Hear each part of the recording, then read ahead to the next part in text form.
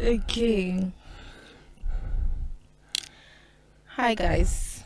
Hi. Welcome back to our channel. If this is your first time, I'm Elsie and this is Tony. Okay. So today we're talking about standing for what you stand for, or standing for what you believe in. So generally there are different types of beliefs or cultures or whatever, and they can be political, social. There are a lot of social beliefs these days. It can be superstitious actually. So yeah, first of all I wanted to ask, how do you know what to believe in? Like, how do you decide, oh, this is what I'm going to stand by? Well, how will you decide what to stand by? Depends what your motivation is. Right. If you want something that you feel is absolutely rock solid in your life to be based on truth, what you really, that's one that might lead you to a different conclusion as to somebody who wants the most important thing in their life to be something else. Because that can lead you, because having a desire for truth, a hunger for truth, really a hunger for it, can lead you into all sorts of problems, for the simple reason that, in general, the people we're mixing with, the cultures we're living in, aren't really focused that much on truth. They're focused on different agendas, narratives, whatever. And if you fit in with those, okay. If you don't fit in with those, then you can be ostracized and cancelled, persecuted in some cultures, and even killed. Yeah, we see that happening every day. Like we people do being indeed. killed, And it's happening to other people. We see it's not happening to us, but to people who have been brave enough to stand up for what they've believed in. And sometimes people who have not even made any commitment for a particular cause. It's just that they are a certain race or a certain religion or a certain colour or whatever it happens to be, and they're just getting hurt or persecuted or killed just for that, for no better reason. But we should have, I believe, something that really is so important in our lives, which gives us a principle to live by. I think I read something by Martin Luther King, which says that if a person hasn't got something which they feel is worth dying for, they're not fit to live.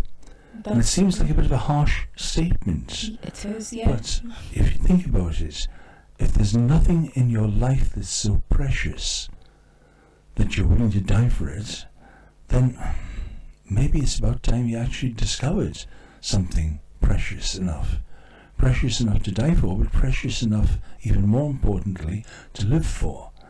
And all too often people just might say, okay, well, I would kill for this, I would kill my enemy or whatever, but it's one thing living, or even in another context, I hear people in this neck of the woods saying, excuse the Geordie accent, I would kill for wild ass. What does that mean? I mean, if somebody was attacking or hurting my beloved, I would kill the person, Okay. And I quite believe that they would in that, because killing comes very easily to people, really, with the least provocation. What might be, I think, more impressive, if a man says, I love my lass, and I would live for her. I will be the right kind of partner, the right kind of spouse for her. My life will be one of service to her and our family. Never mind, I would just go and kill somebody else. Yeah, that's right. So, I mean, I feel like even saying that, do you think that it's more of a matter of pride? Not because they so much care for their wife. It's just the macho part of being a man. Yeah, that's right. This person is my possession.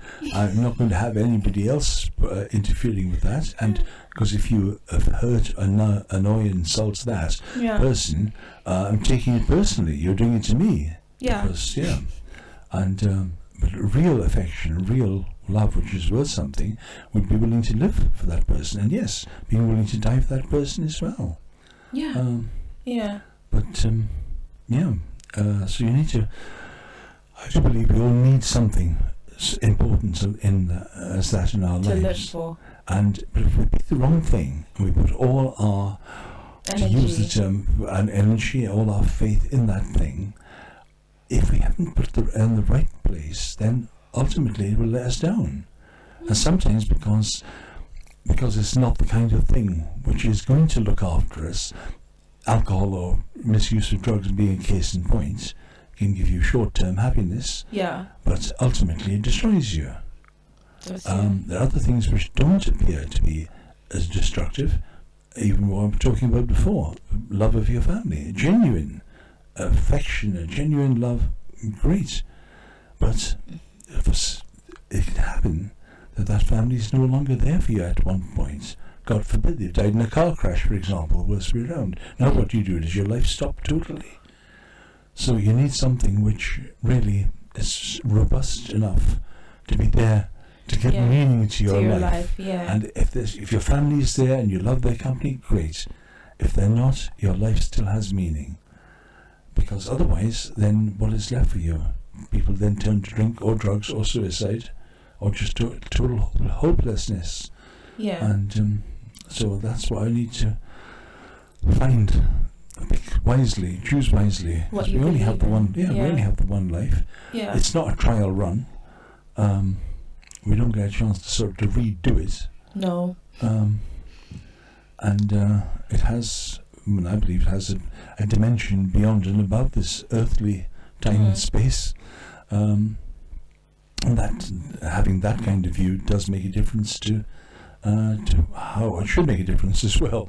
That's how we view other people or situations. Rather than just all I've got is a time scale of so many years, and that's it.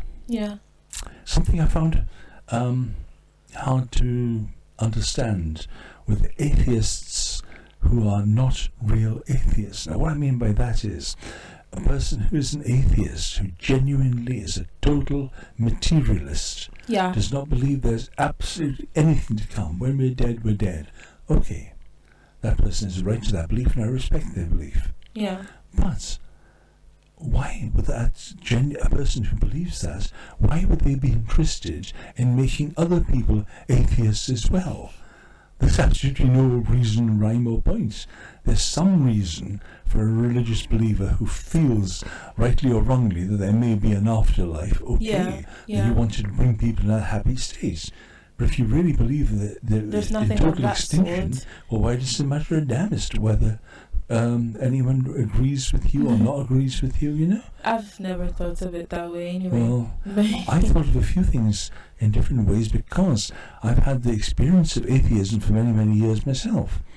And, I could see a lot of things wrong, contradictory, hypocritical with religion, all sorts of things. Plenty of examples from all different religions, inconsistencies, and atheism seemed far more logical, sensible, uncontroversial, until you get around to thinking, well, hang on, okay, atheism, a straightforward denial of a creator. Now, without getting involved in who or which religion is right. A first cause, if you like, something which, or someone, some energy which brought everything into being. And it would, to me now, it is illogical, unscientific to believe that everything just came into being for no reason, out of nowhere, no materials, no maker, no plan. It just happens. Well, I don't think that's science. I don't know which branch of science it could be. It sounds more like a belief in magic. And even then it's stretching the parameters, because usually for magic to work there has to be a magician. So now we're talking about auto-synthesizing magic. We believe everything, and that seems a bit silly, it really does. But having said that, I wouldn't argue with anyone's right to believe that if they wanted to believe that. No, of course just the not. same way as if somebody wanted to believe the world was flat. Because it does seem that way, actually. When you think of it, that's why people believed it for so many years. Yeah. I mean, it seemed impossible. Do you think of it round? How did the people on the bottom of the earth, did they walk upside down? Or so it's right that we should be willing to change our beliefs as we go on. Yeah. The beliefs and using the business about the earth being round or flat, that's quite reasonable to alter our beliefs in the light of evidence. Yeah. Yeah, that's quite good. But some things we believe are, how should you say, beyond measuring, counting, quantifying that way. Things like love and truth and things like that. Can you put love under a microscope? Can it be weighed? Can it be measured? No. No matter how much a person genuinely loves another person, there's nothing. You can hook them up to a machine. You can see there's altered brain waves when the other person draws near. Great, but that's not actually showing you what love is. So yeah, some things like that are things which we either accept internally with our minds and our emotions, but any area of where we're given something which has facts, which can be checked, certainly we should be willing to alter those in the light of evidence. And once again, being willing, because if we are interested in truth, in reality, and I think I may even better say reality rather than truth. If we are interested in reality, then why wouldn't we be? Yeah. I mean, a scientist doing experiments who presumably is looking for reality is a bad scientist, and in actual fact worse than a bad scientist, a dishonest scientist who's only doing experiments to try and prove a position which he's adopted already. That actually happens a lot. Of course it does. Yeah. We're not just picking on the pharmaceutical companies. No, we're not. No, it's true. Yeah. So, I mean, talking about the pharmaceutical company, that's even a bit too far. Even in our daily lives, sometimes we tend to, like, if I was telling you why I was if I was coming to work, and then he asked me, oh, why are you late for work? I wouldn't tell you that I woke up an hour later than I was supposed to. If there was traffic on the road, right, which is not a lie, there was traffic on the road, right? But that is not the reason why you were late, you could have made it earlier. The traffic on the road. Yes, if you were an hour beforehand. if you woke up an hour beforehand. But of course, we tend to present the evidence that would push forward the view that we're trying to put across. And whichever evidence is going to negate what we believe in, no, we don't put that forward, which is very dishonest. It is dishonest. So I do get, like, it's a very important point you made when we started the conversation about what is actually your motivation for standing by what you stand by. And if it's truth, right, if it's truth, then you should be ready to always evolve in light of new evidence, and not evidence that, because there's a lot of evidence flying about that are not true. Yes. So you need to be careful to know which evidence. It gets so difficult because there's so much information at our disposal these days, and so much contradictory information, and you don't even know which one is true, which one is not true. However, how do you know, like, how do you stand by something that you believe in without fear? How do you do that? Well, for a start, I don't think you can manufacture a state of fearlessness. A genuine state of fearlessness. It can't be sort of manufactured. Maybe a hypnotist can help somebody with a phobia, but in terms of sort of authentically getting rid of a fear, no. But if there's a sufficient, a stronger emotion on the other way, as I said, I think an example I like to use is if you asked 1,000 mothers if they would voluntarily throw themselves at the risk of death in front of a bus, I think all 1,000 would say no. Certainly not.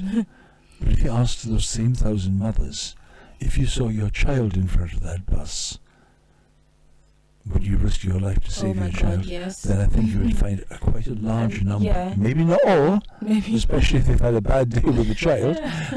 I still think it will. I mean, I don't know, but I still think it would be a big will. number. Now, why is that? It's not that the bus is less dangerous. It's not that the fear has gone away. But the other thing is stronger. The motivation, The motivation is stronger because that love for that child, the love which can't be measured, quantified, counted, is so strong that it can lead someone to the risk, or even in some cases to the certainty of death, to give life to the other one. That's really important. And so we need, this is coming back to what we started, and good old Martin Luther King.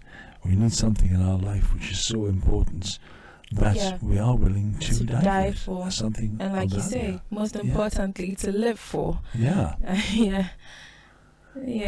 How do you think social media has affected what we are able to stand up for, or not stand up for, as the case may be? Not stand up for, So I think when it comes to social media, and just like all the conversations that we hear about social media, when it comes to standing up for what you believe in, it can go both ways, like helping us truly be able to stand for what we stand for, or also people using it to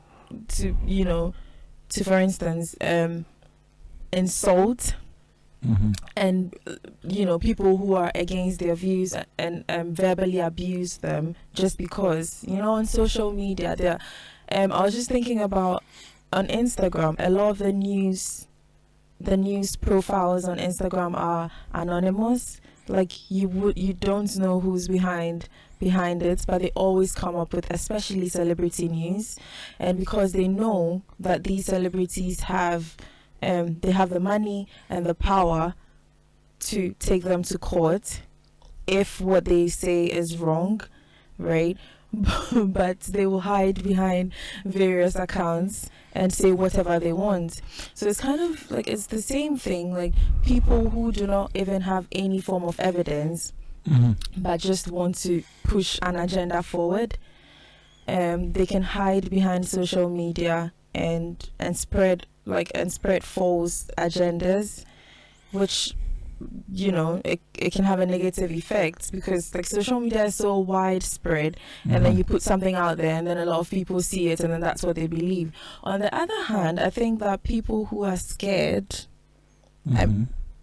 of pushing their views can start from there. Like you can start from pushing your views. You can remain anonymous on social media. I think it's one of the platforms where you can there are quite a number of Christian platforms on social media which kind of remain anonymous and push agendas like pro-life, especially because like not a lot of people are ready for the kind of backlash that you'd get for but they still want to push truth. And I mean, I'm sure Tony does not agree with hiding and pushing your agenda. I'm sure he's more for the aggressive and the vigorous, standing for what you stand for. But not everyone, like, I don't think everyone is at that point in their, like. Well, I thank you for the compliment. I'm not sure, because, sort of, as I say, I often feel the heart of a rabbit is beating inside me, not the heart of a lion. So yeah, people, we have to do what you can. Yeah. Do what you can to promote truth, if you feel it, and if you can only go so far, okay. Yeah. Try and go in the same way, I suppose, as you would take on any other activity, whether it's running, or weightlifting, or anything else. Start with what you can do, and try and do that a little bit more and build up to it. Yeah. If you all of a sudden you say, I'm going to run a marathon this afternoon, no, I'm going to drop down dead if I run it. If I set myself the target to get into shape and run it in a year's time, I might well be able to do it. So that's okay. The only thing, though, is not to settle into the comfort zone. That's fair enough. I've done 500 yards today, meters, sorry, and that's it. I don't need to do any more. And then you keep running 500 yards or meters. Yeah.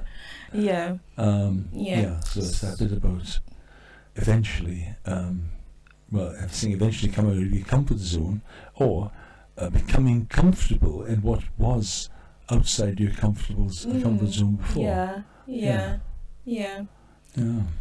Well. So. Interesting conversation. So guys. Oh my God. Even though I say so myself. Should we put likes around? We can't do actually. I know. We've come to the end of our conversation, and I'm sure there's a lot more to talk about in terms of standing for your beliefs, especially in a world where it's so difficult to stand for your beliefs now.